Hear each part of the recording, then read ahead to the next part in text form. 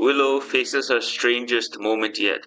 Frog warriors, flying tadpoles, and a day at Sunnydale High that goes from normal to dangerous.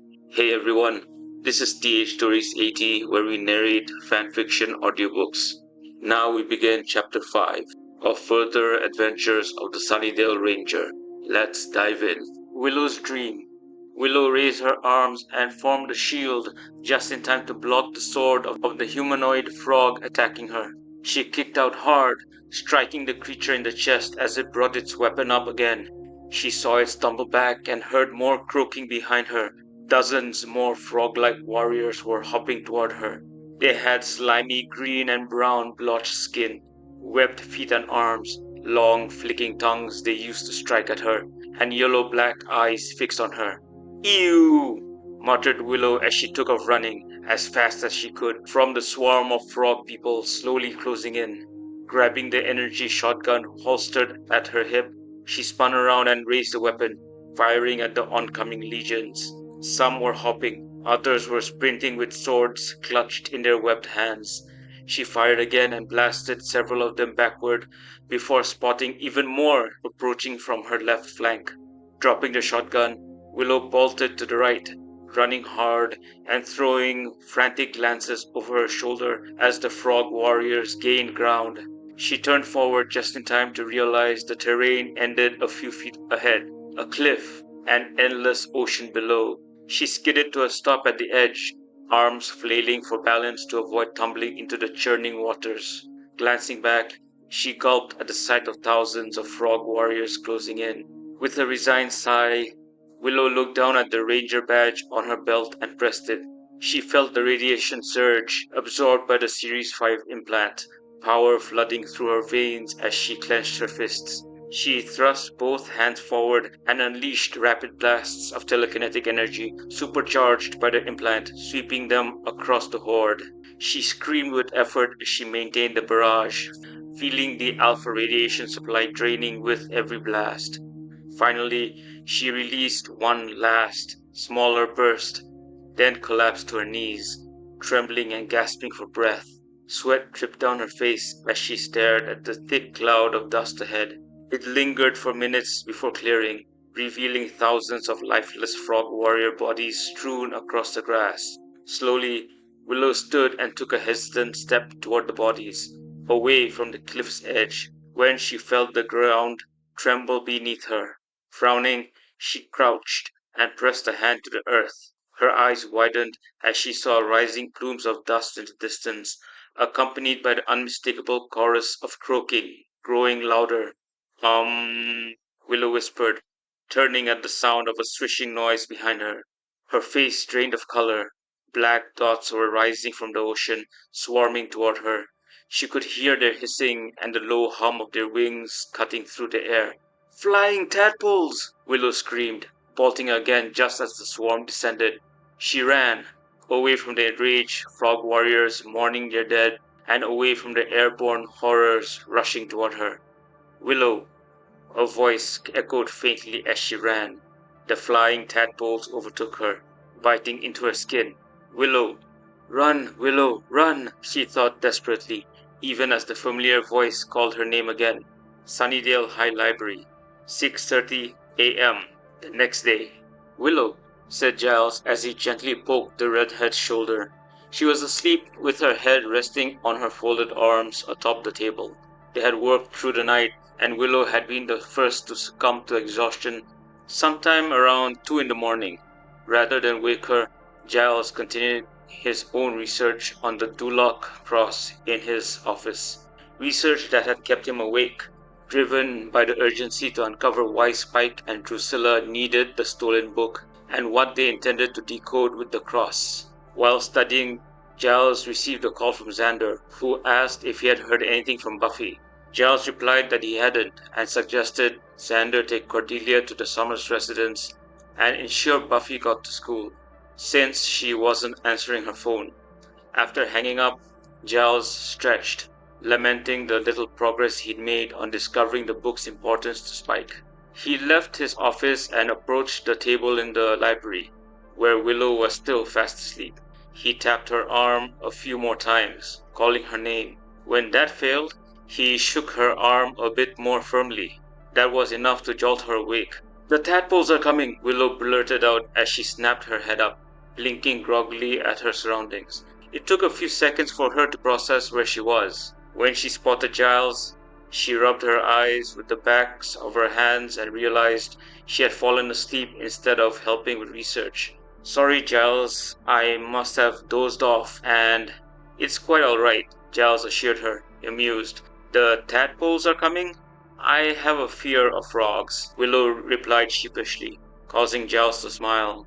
He then told her she should go home and freshen up before school. Willow nodded, stood, and stretched before asking if he had found anything. "I had to go back to the Lutheran Index, Willow," Giles said as he hurried back to his office. He returned with a worn, leather-bound volume. "I found a description of the missing Dulak manuscript. You know, the one that was stolen along with the cross." "Yeah," Willow said, nodding.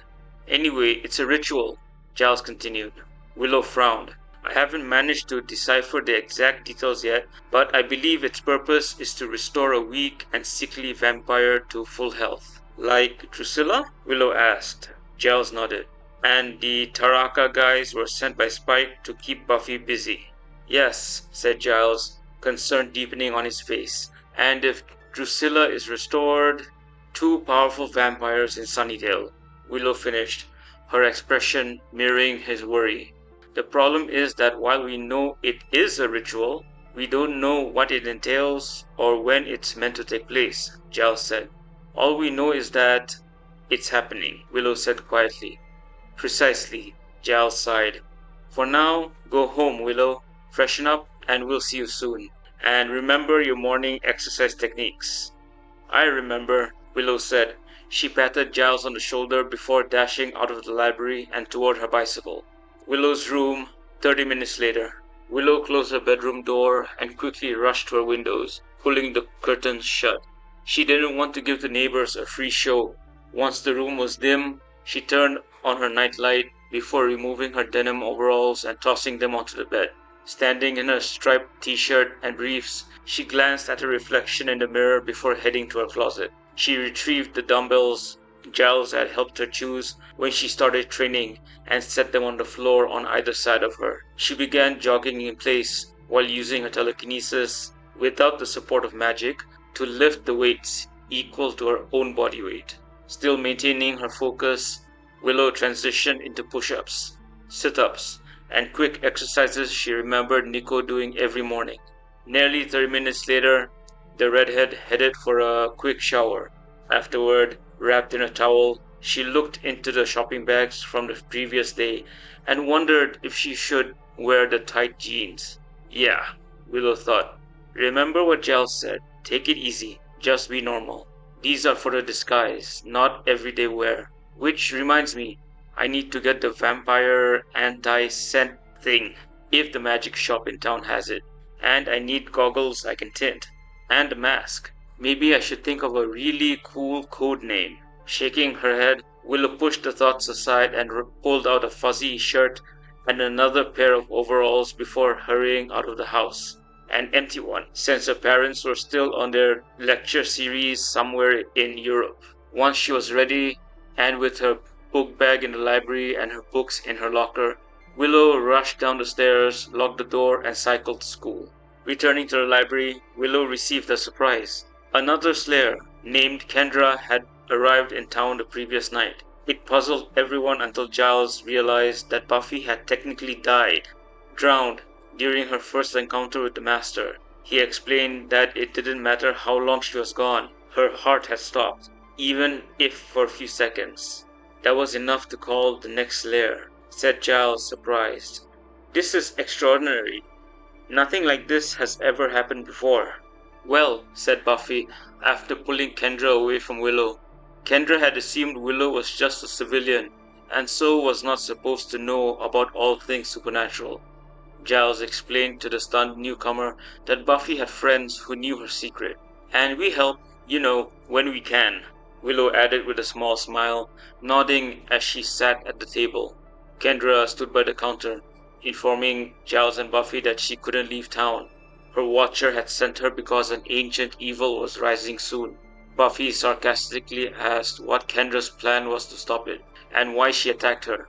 Giles, Willow, and Buffy exchanged nervous glances when Kendra said she saw Buffy kissing a vampire.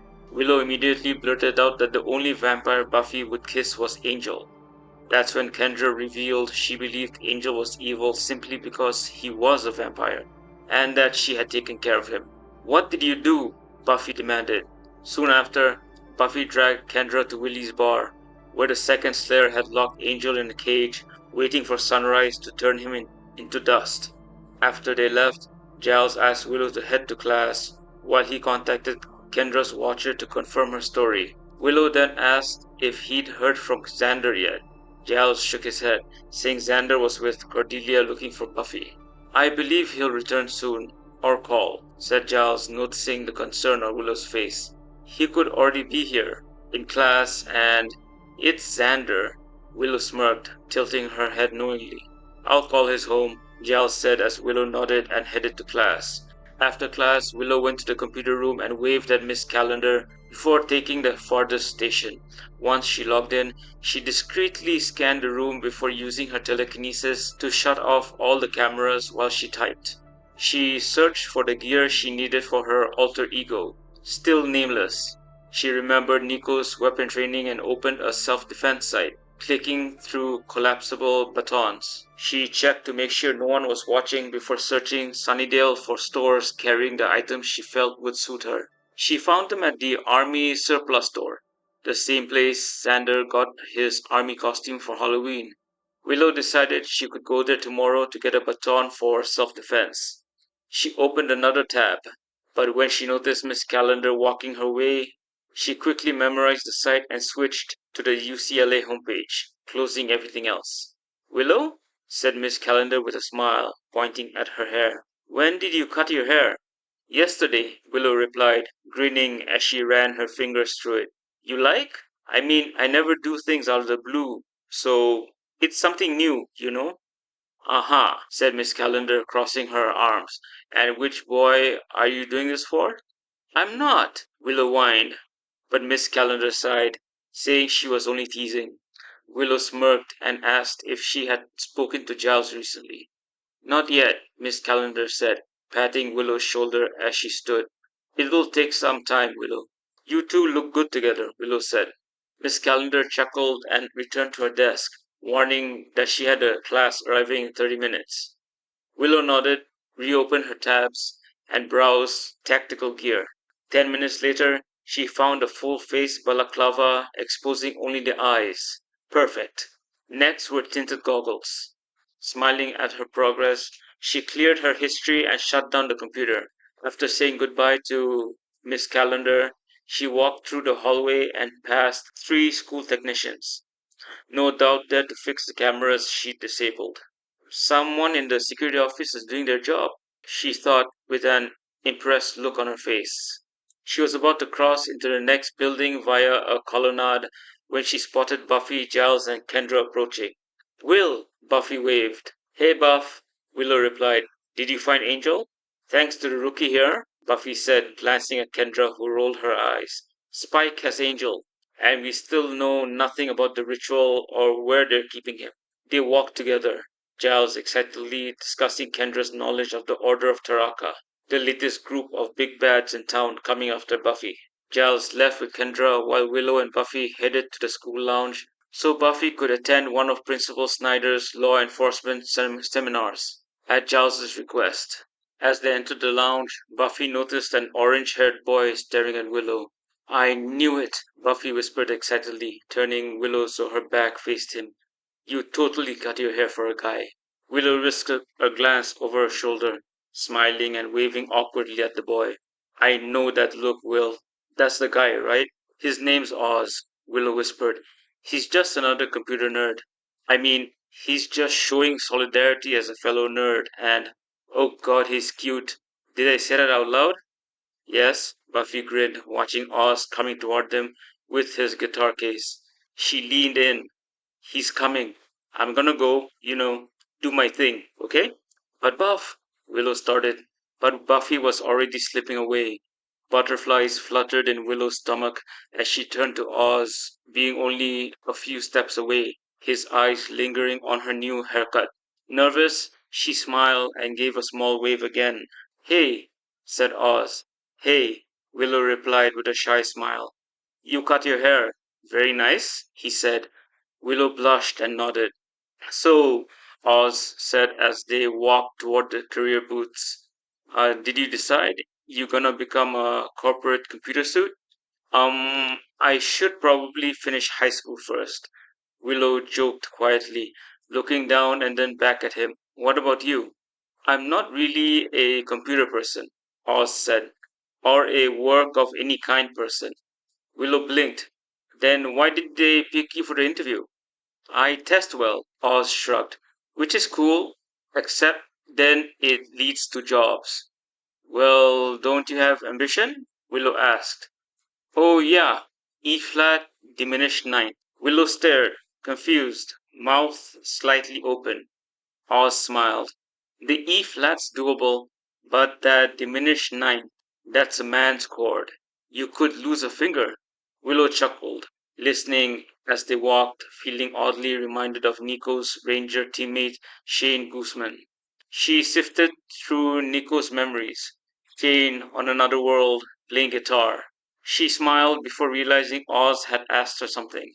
You look out of it, Oz observed. Huh? Willow shook her head. No, I. Before she could finish, Buffy yelled in the distance, Get down! Everything slowed. Willow heard the shot, turned, and saw the policewoman at the law enforcement booth firing at Buffy, and then at students. Without thinking, Willow used a telekinesis to knock the gun from the officer's hands. At the same moment, Oz dove and pushed her down onto the floor behind the table. Time snapped back to normal. Screams erupted. You okay? Oz asked. You saved me, Willow breathed, hearing Buffy fighting. She asked Oz to help her up, and together they crouched behind the table. Peeking over, Willow saw Buffy struggling. She spotted the fallen gun, focused, and hurled it telekinetically at the policewoman's head. Huh, Oz whispered beside her. Nice. Wonder who did that, Willow whispered, watching Buffy and the officer look around, confused. Buffy, look out! Willow yelled as the policewoman pulled another gun. Buffy dodged, and Willow jerked the gun out of her hand and into the air just before Buffy kicked her hard. The woman then drew a knife and rushed. Buffy twisted her and spun her toward Kendra, who had just arrived. Kendra positioned herself perfectly and kicked, her boots slamming into the woman's forehead. Nice! Willow and Oz sat together, sharing a grin from behind cover. The policewoman staggered, glaring, and drew two more knives. Willow yanked them out of her hands, sending them clattering away. Buffy and Kendra exchanged a bewildered glance. The woman pulled out a smaller gun and grabbed a hostage. Hey, no, Buffy warned, stepping forward just as the gun was ripped from the woman's hand and the hostage shoved aside by an invisible force. The policewoman's arms were yanked wide, and Buffy and Kendra kicked her simultaneously, launching her out the door. That was interesting, Kendra remarked before sprinting after the policewoman. Ha! Oz muttered as he and Willow stood. Will! Buffy rushed over. You okay? Uh-huh, Willow nodded, motioning to Oz. Oz saved me. I didn't do anything, Oz insisted, rubbing the back of his head. The gun just didn't fire. Thank you, Willow said softly. Oz flushed. Buffy told Willow they needed to see Giles. Willow thanked Oz again, secretly hoping he'd ask her out or something, but nothing came. I'll see you around? Oz asked. Yeah, Willow nodded. Oz brushed her shoulder gently before walking away. Come on, Will, said Buffy, taking her hand as she glanced back at Oz. Willow turned, walking with Buffy, but kept glancing over her shoulder. Oz did the same. Their eyes met, and they smiled before parting ways. I'll see him again, Willow thought as Buffy rambled about the bizarre scene with the policewoman's weapons. To be continued.